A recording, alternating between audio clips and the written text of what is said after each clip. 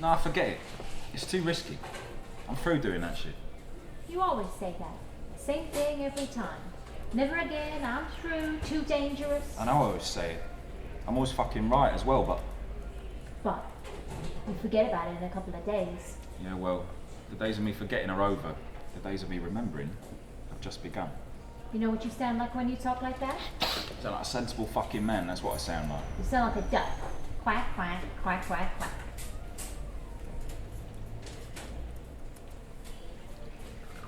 Thank you. I mean, the way it is now, you're taking the same risk as robbing a bank. You're taking more of a risk. Banks are easier. Federal banks aren't supposed to stop you in any way during a robbery.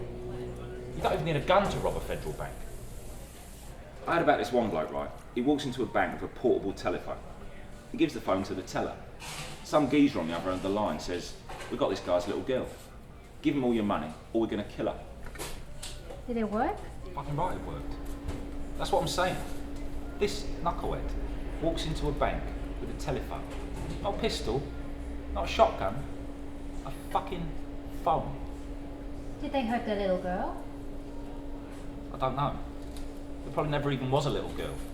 The point of the story is, they robbed a bank with a phone. So, you want to rob banks? I'm not saying I want to rob banks. I'm just illustrating that if we did, it'd be easier than what we've been doing. I don't want to kill anybody. Look, I don't want to kill anybody either. But they could put us in a situation where it's us or them. And it's not just these goose. You've got these old Jews who've owned the store for 15 fucking generations.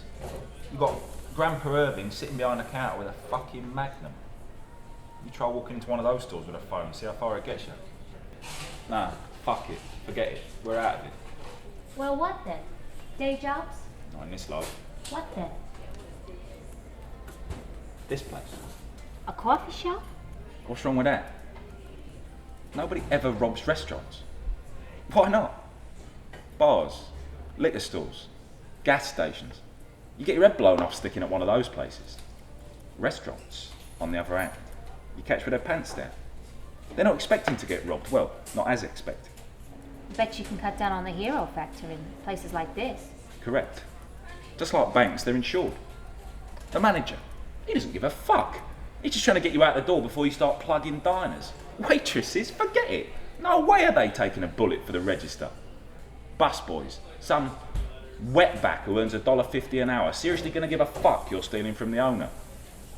Customers don't know what's going on. They're sitting there with food in their mouths. One minute they're eating a Denver omelette, next minute someone's sticking a gun in their face. See, I got the idea last liquor store we stuck up.